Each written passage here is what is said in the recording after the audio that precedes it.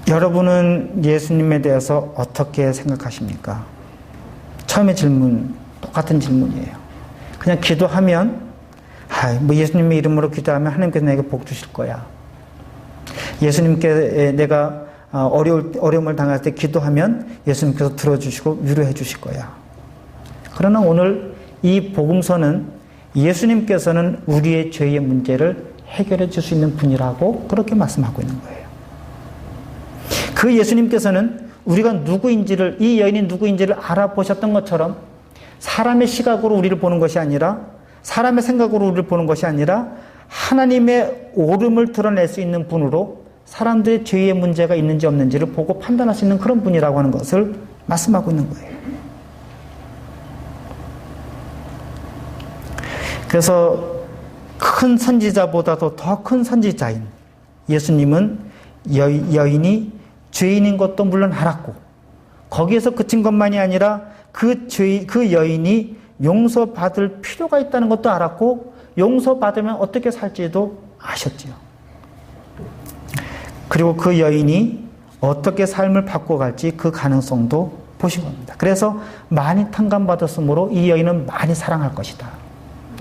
이 여인이 어떻게 살았는지 성경에 기록되지 않았습니다. 그냥 추측해 보건대, 상상해 보건대 아마 예수님을 따르는 많은 여인들 중에 하나가 되어서 예수님의 제자가 되지 않았을까요? 왜? 예수님을 많이 사랑했기 때문에. 여러분, 이 시몬과 여인의 차이를 다시 한번 다른 얘기를 한번 드려보지요.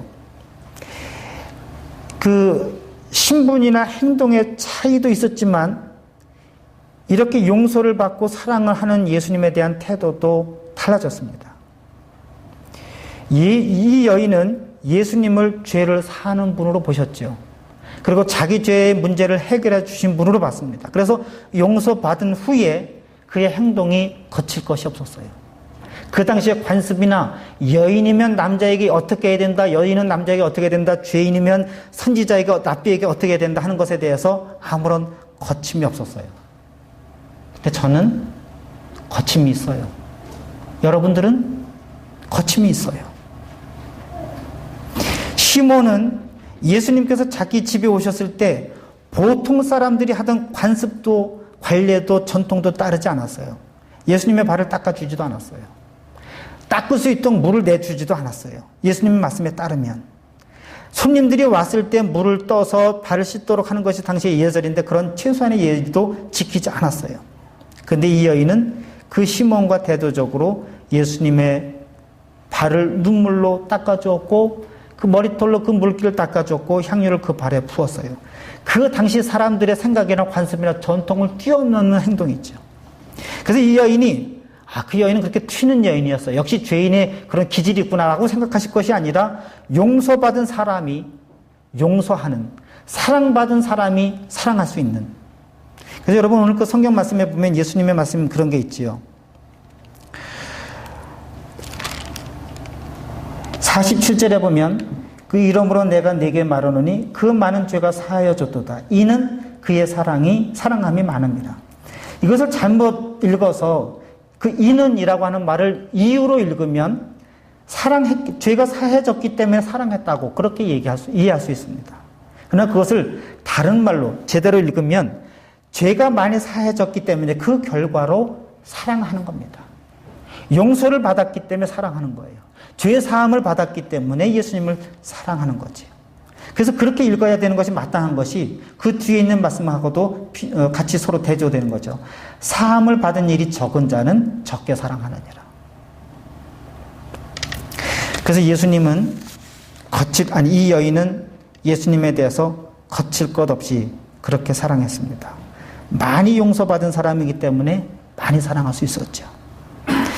이것을 요즘 우리말로 한번 바꿔보죠. 예수님께 그렇게 눈물로, 머리털로, 그 다음에 향유를 부어서 했다고 하는 것을 우리말로 하자면 아마 이렇게 예수님으로부터 사랑을 받고 용서를 받은 많은 사람들은 거침없이 다른 사람들을 사랑할 수 있을 거예요.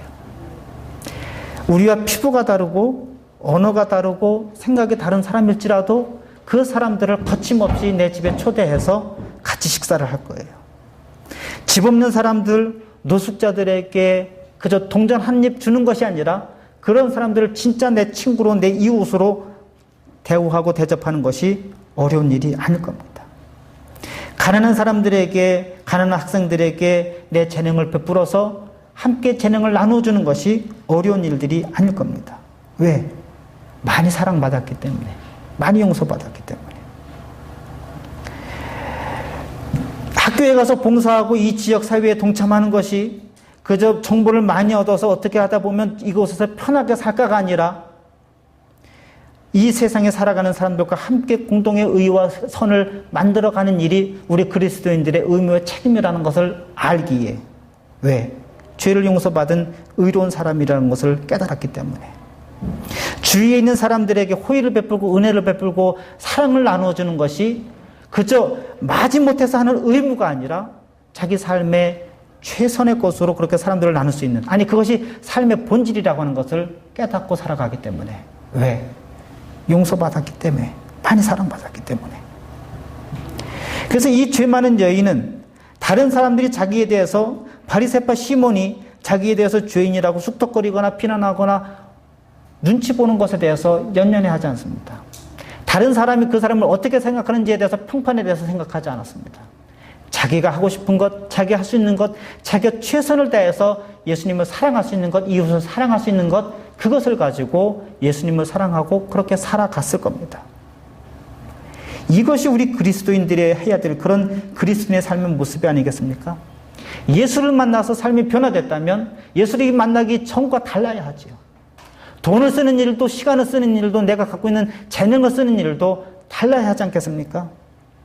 그런데 와서 우리가 교회에 와서 예배 드리면서 그리스도인이라고 하면서 예수의 이름으로 기도한다고 하면서 그 기도하는 내용이 이제까지 해오듯이 나 잘 살고 나 잘 먹고 나 잘 살기 위해서, 그 위에 하나 더 얹기 위해서 예수의 이름으로 기도한다면 예수를 만난 이유가 무엇이고 예수로부터 죄사함을 받은 이유가 무엇이고 무엇이 달라졌는가? 오늘 이 성경 이 말씀을 여러분들에게 묻고 싶은 겁니다. 여러분, 제가 전도서 처음 나갔을 때 그런 말씀을 집사님 권사님들에게 들어서 깜짝 놀랐습니다. 그 의도는 충분히 이해할 수 있는데 그분들이 하는 말씀이 목사님을 하나님 다음으로 생각한대요. 그래서 깜짝 놀랐어요. 근데 여러분, 저는 생각하기를, 말씀드리고 싶은 거를, 목사는 그냥 사람으로 보세요. 목사는 하나님을 대신하는 대리인이 아닙니다. 구약성경의 제사장도 아니에요. 목사를 하나님 다음으로 보니까 교회 안에서 문제가 생기는 거예요. 하나님을 하나님으로 보고 충성과 사랑은 하나님께만 하세요. 목사는 그냥 사람이에요. 제가 남자니까 남자로 말씀드리는데, 목사를 그냥 남자로 보지 마시고 사람으로 보세요. 여자 목사면은 목사를 여자로 보지 마시고 그냥 사람으로, 목사로 보세요. 그 이상도 그 이하도 아니에요. 목사는 여러분들의 우리 개신교에서는 파더가 아니에요. 미니스터예요. 실수할 수 있고 잘못할 수 있고 부족한 것이 있어요. 그냥 그대로 보면 되는 거예요. 예수는 어떻게 봐야 되지요? 예수님은 예수님으로 봐야 돼요. 예수님은 요술방망이가 아니에요. 예수님은 우리의 기적을 만들어주는 기적 메이커가 아니에요. 예수님은 우리에게 하나님의 뜻을 알게 해주신 분이고, 그래서 우리로 하여금 이 죄 많은 여인처럼 죄 가운데서 사는 것이 아니라 빛 가운데서 살 수 있는 그 길을 알려주신 분이에요. 그래서 요한복음의 저자는 예수님을 길이요 진리요 생명이라고 말씀하신 거예요. 그 이상으로 보니까, 또는 그 이하로 보니까 우리가 그리스도인이라고 고백하면서도 다르게 살아가고 있는 거지요. 누가복음을 읽어가면서 이 누가복음을 통해서 예수님이 어떤 분이신지는 점점 더 자세하게, 더 깊이 말씀을 나눠갈 거예요. 오늘 왜 여기까지만 얘기하지 않으시면 좋겠어요. 여기에서는 이 7장에서는 과연 이가 누구인가? 누구이기에 죄도 사는가 하는 질문으로 끝나지만 사실은 예수님은 죄를 사는 분이다 라고 하는 것을 우리에게 알려주고 있는 그런 말씀입니다. 여러분, 더운 여름이지만 어디 가서 놀기도 하고 더위도 피하기도 해야 되겠지만 바로 이곳에서 여러분이 살아가고 있는 삶의 현장에서, 가정에서 참된 예수를 만나시기를 주님의 이름으로 축원합니다. 우리 기도하겠습니다.